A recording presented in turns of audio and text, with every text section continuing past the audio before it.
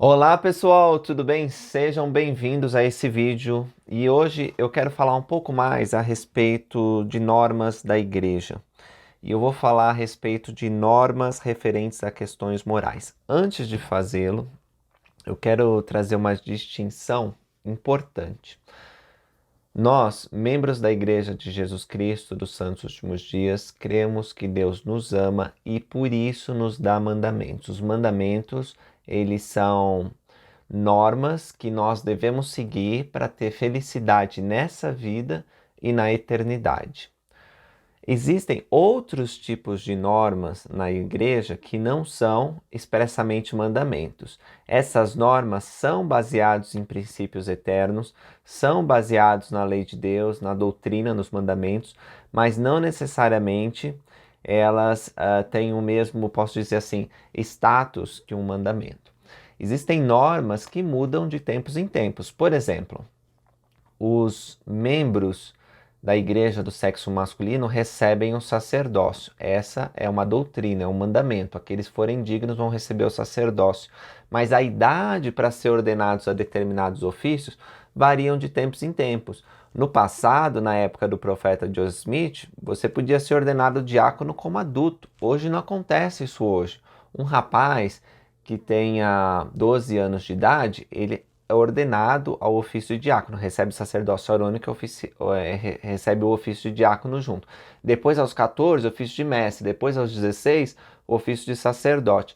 Os adultos da igreja, quando são batizados e recebem o sacerdócio, eles não precisam ser ordenados a diácono, mestre e, por fim, sacerdote. Eles já são, ao receber o sacerdócio arônico, ordenados ao ofício de sacerdote. Estou dizendo isso porque é uma norma da igreja que tem hoje, é a regra da igreja como ela se apresenta hoje. Não foi assim na época do profeta Joseph Smith, demorou vários anos, as idades foram mudando, na época do presidente Joseph Smith era outra e assim por diante, tá? Acho que vocês entenderam. O presidente Russell M. Nelson, que é o presidente da igreja, atualmente, ele deu um devocional na Universidade Brigham Young, eu estava lá presente, inclusive, eu ouvi ele falar isso, e numa tradução que eu estou fazendo aqui improvisada, ele disse o seguinte: nós da primeira presidência e do Quórum dos 12 Apóstolos não podemos mudar as leis de Deus. Então eles são os líderes da igreja, mas eles não mudam a lei de Deus, os mandamentos são os mesmos. E ao estudar as normas da igreja, que eu vou mostrar para vocês, que estão no manual, tão claras para todo mundo pode acessar na biblioteca do Evangelho, vocês podem ler as normas da igreja, não é escondido, não é só para um grupo seleto, não é só para os líderes, todo mundo pode saber claramente quais são as normas da igreja.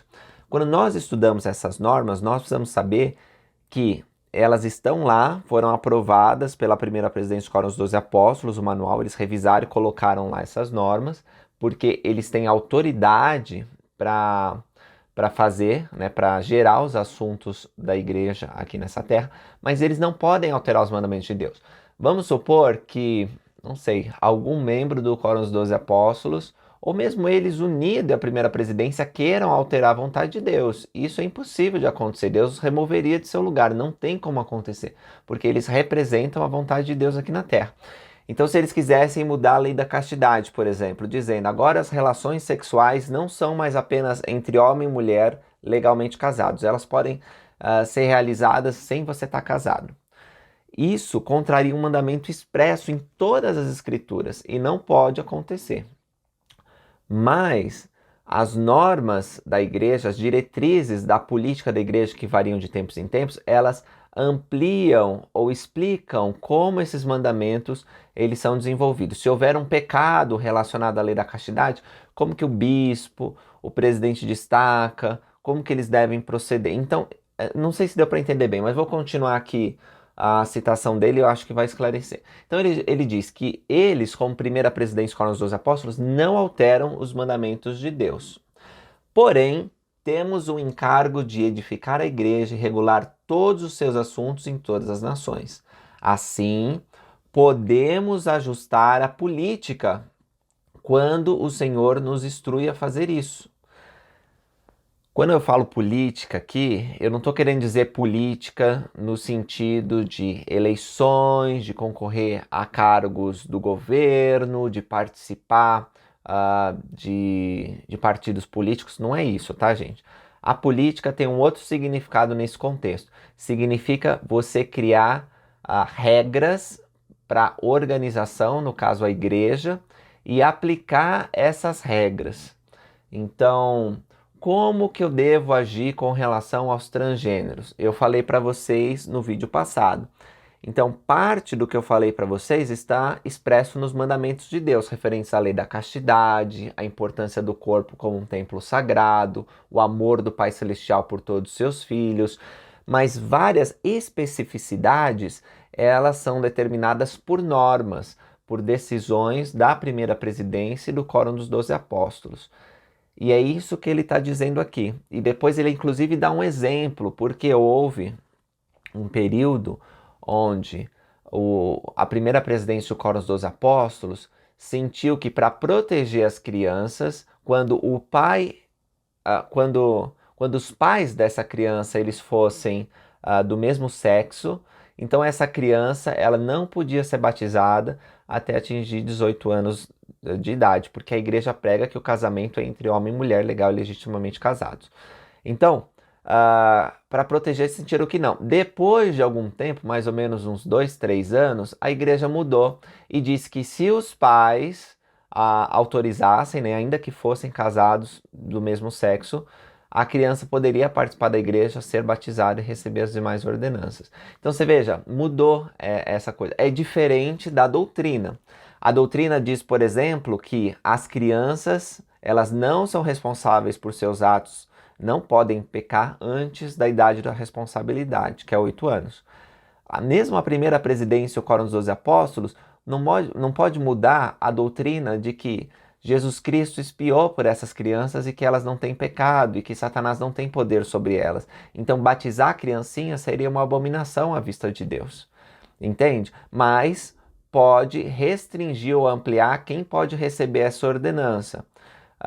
Pessoas da fé islâmica precisam receber uma autorização especial, porque em alguns países a conversão ela gera morte, leva uma sentença de morte. Alguns países bem tradicionais, cujo governo é teocrático, se você mudar, então se você quiser ser batizado na Igreja de Jesus Cristo dos Últimos Dias, sendo muçulmano nesses países, pode correr risco de vida. Então nesses casos você precisa de uma autorização especial, de uma autoridade geral. O presidente de missão vai questionar provavelmente a autoridade geral com relação a esse batismo. Entende? Eu estou dando, são coisas bem específicas, mas só para vocês verem que as normas da igreja, elas são baseadas nos mandamentos, mas elas podem, em certas circunstâncias, mudar. E até aqui, na minha versão do manual, está escrito assim: as normas referentes a questões morais. Observação: alguns conteúdos dessa seção podem passar por uma revisão futura. E o primeiro que eu quero tratar com vocês é sobre aborto. A Igreja de Jesus Cristo dos Santos Últimos Dias, ela é contra o aborto eletivo. O presidente Russell M. Nelson, alguns anos atrás, quando ele era membro do Quórum dos 12 Apóstolos, ele citou o presidente Kimball, que declarou o seguinte: afirmamos repetidas vezes a postura da Igreja em uma oposição inalterável à prática do aborto, exceto em 2 raras circunstâncias, quando a concepção resultar de estupro e quando o parecer das autoridades médicas competentes indicar que a saúde da mãe ficaria seriamente comprometida. As normas atuais incluem 2 outras exceções: o incesto e o caso de que o bebê não sobreviverá após o parto, conforme constatado pelas autoridades médicas competentes. E mesmo nessas exceções não justificam automaticamente o aborto. O aborto deve ser levado em consideração somente depois de das pessoas responsáveis terem consultado o bispo e recebido confirmação divina por meio de oração. Então, nesse discurso que ele fala aborto, ataque a indefesos, o presidente Nelson ele deixa a posição da igreja muito clara de que nós somos contra o aborto, que o aborto é um pecado. Um outro ponto que traz aqui é sobre abuso. E para falar de abuso, eu também separei um discurso do Elder Scott, que já faleceu, e ele é um discurso muito bom, vou deixar nas referências para quem quiser estudar. e diz que a cura de um abuso, seja verbal, emocional, sexual, exige que você tenha fé semelhante à de uma criança no fato incontestável de que o Pai Celestial ama você e de que Ele provê um meio de cura. Seu Filho amado Jesus Cristo deu a vida para promover essa cura. Então ele fala que essa cura começa quando a gente fala com um bispo, ou presidente de estaca, ou um profissional sábio. Se você quebrasse a perna, sem dúvida não tentaria cuidar dela por conta própria. O auxílio profissional pode ajudar nos casos de severos maus tratos ou abuso. Há muitas maneiras de iniciar a cura, mas lembre-se de que o tratamento completo vem por meio do Salvador Jesus Cristo. Alguém que abusou de outro passa por um conselho na igreja, um conselho de membros, e ele deve iniciar o processo de arrependimento, e as sanções que são aplicadas, às vezes até a excomunhão, elas têm um intento de ajudar essa pessoa a perceber a gravidade do que fez e se arrepender. E as pessoas que sofreram, que são vítimas, têm todo o amparo da igreja para entender que o Salvador Jesus Cristo pode e vai curá-las. Algumas coisas mais específicas. Inseminação artificial. A igreja desaconselha fortemente a inseminação artificial com sêmen de outro homem que não seja o marido. Contudo, esse é um assunto pessoal e deve ser deixado a critério do marido e da mulher. Então a igreja desaconselha que a inseminação artificial aconteça. Por exemplo, a mulher vai pegar o sêmen de um outro homem. A igreja não aconselha isso, mas como é um assunto muito pessoal, fica em cargo do casal decidir junto com o Senhor. Não se aprova a inseminação artificial de irmãs solteiras da igreja. As irmãs solteiras que buscam a inseminação artificial podem ter alguns privilégios de membro da igreja restringidos. Então, se você é uma mulher solteira, ou seja, não é casada, você não pode ter inseminação artificial, porque senão a sua condição de membro da igreja vai ser restrita. Algumas coisas na sua condição de membro da igreja. Controle de natalidade. Esse é outro item que é polêmico, né? Muitas pessoas falam que a Terra está super povoada, que nós, quando nos casamos, temos que ter poucos filhos, 1, 2, no máximo, não pode ter mais que isso. E a opinião do Senhor é diferente. Ele diz que nós devemos crescer e multiplicar. Na família Proclamação ao Mundo, ele diz que esse mandamento não foi revogado. Então, sobre controle de natalidade, o manual nos ensina. Os casais casados que sejam capazes de gerar filhos têm o privilégio de proporcionar um corpo mortal para os filhos espirituais de Deus. E depois disso, passam a ter a responsabilidade de nutri-los e criá-los. A decisão de quantos filhos ter, quando tê-los, é extremamente íntima e particular. Deve ser deixada entre o casal e o Senhor. Os membros da igreja não devem julgar uns aos outros no tocante a esse assunto. Então você olha para um casal e fala, poxa, ainda não tiveram filhos? Olha para o outro, caramba, 6 filhos, não tem televisão em casa, sabe? Esses tipos de julgamento, eles não fazem parte do Evangelho de Jesus Cristo. Tem que ser deixado essas coisas de lado. É uma decisão do casal. A gente não sabe a vida íntima do casal, se às vezes, como mencionado na Bíblia, né, a Sara, ela não podia ter filhos. E o Senhor a abençoou depois de muitos anos. Ou tem outras mulheres que têm muitos filhos, o Senhor abre o ventre delas, também usando uma expressão das Escrituras. Então a gente não sabe, a gente não pode julgar porque a gente entende o plano de Deus de prover corpos para os espíritos que estão no céu, para que eles possam ter a oportunidade de desfrutar do teste mortal, mas isso é muito particular e depende de cada um junto com Deus. A intimidade física entre marido e mulher deve ser bela e sagrada. Ela é ordenada por Deus para a criação de filhos e para a expressão de amor entre marido e mulher. Então, o sexo entre casais, ele tem dois propósitos principais. O primeiro, para gerar filhos, e o segundo, para expressar amor entre marido e mulher. 38:6-7 diz sobre mutilação genital feminina. A igreja condena a mutilação genital feminina. Então a igreja não concorda com isso, realizado em alguns países do Oriente Médio, né, de forma às claras, e isso não é legal, o Senhor não gosta. Fertilização in vitro. A igreja desaconselha fortemente a fertilização in vitro com sêmen de outro homem que não seja o do marido, ou com um óvulo de uma outra mulher que não seja da esposa. Contudo, esse, novamente, é um assunto pessoal e deve ser deixado a critério do marido e da mulher. Práticas ocultistas. Os membros da igreja não devem se envolver em qualquer forma de adoração a Satanás ou participar de qualquer prática ocultista. Tais atividades estão entre as obras das trevas mencionadas nas Escrituras. Seu propósito é destruir a fé em Cristo, e elas colocam em risco a salvação daqueles que intencionalmente promovem essa iniquidade.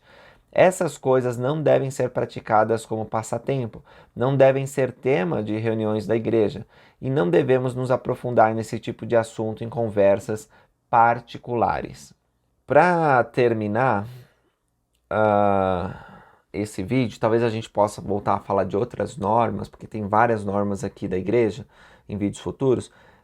Trago dois assuntos. Primeiro, educação sexual. Os pais são os principais responsáveis pela educação sexual dos filhos. Ensinar esse assunto de modo honesto e claro no lar ajuda os jovens a não se envolverem em pecados morais graves. Então, os pais eles têm que ver a maturidade dos filhos e têm que conversar sobre esses assuntos. O modo como eles vão fazer isso varia muito. Às vezes eles podem falar de uma maneira mais aberta, às vezes é melhor chamar para uma entrevista particular e conversar sobre determinados assuntos, mas é importante que os pais falem sobre essas coisas, porque, olha só, nos locais onde existe educação sexual nas escolas, os pais devem procurar se assegurar de que o que é ensinado a seus filhos seja condizente com os bons valores morais e éticos. Às vezes, nós temos na escola educação sexual que não educa, na verdade, leva os jovens a pensar e a agir de modo contrário aos mandamentos de Deus. Então, os pais, fiquem atentos ao que seus filhos estão recebendo nas escolas. Lembra que você é o principal responsável para ensinar a conduta cristã sobre a sexualidade para os seus filhos. A escola ela pode prover certos recursos, mas você precisa ficar de olho. O que meu filho está sendo ensinado?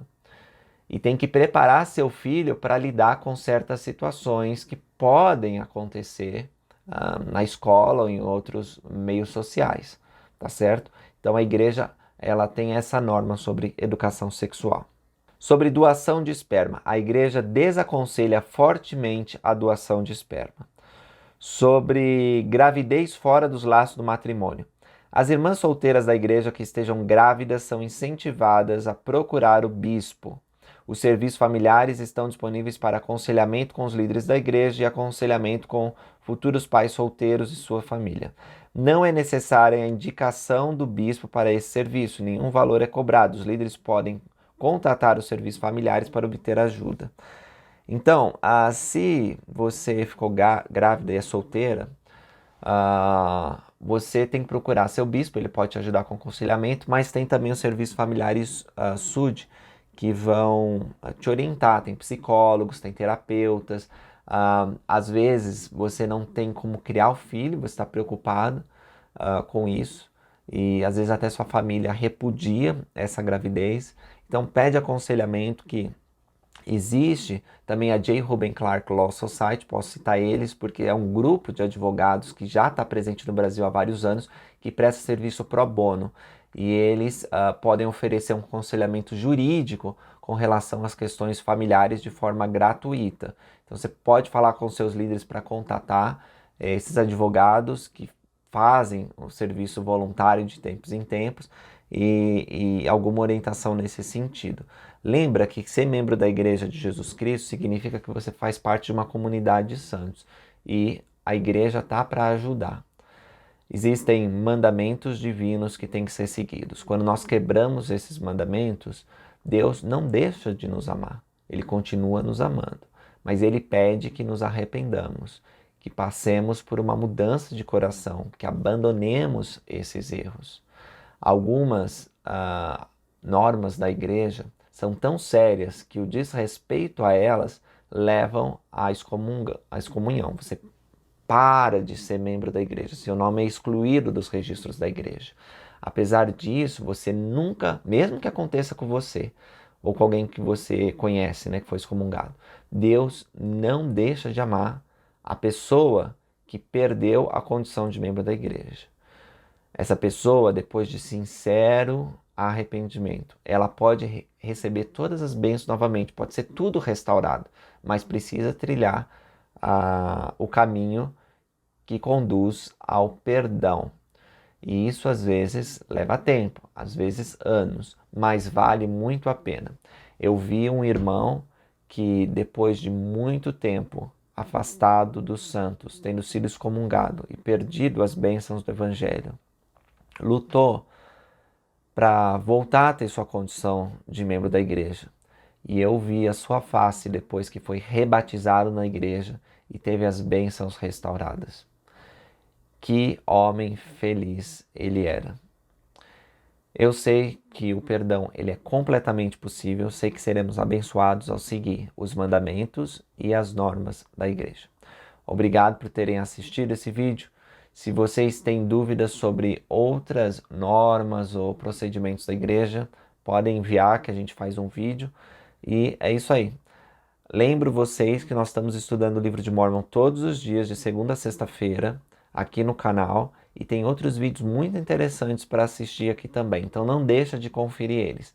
Até a próxima, pessoal. Tchau.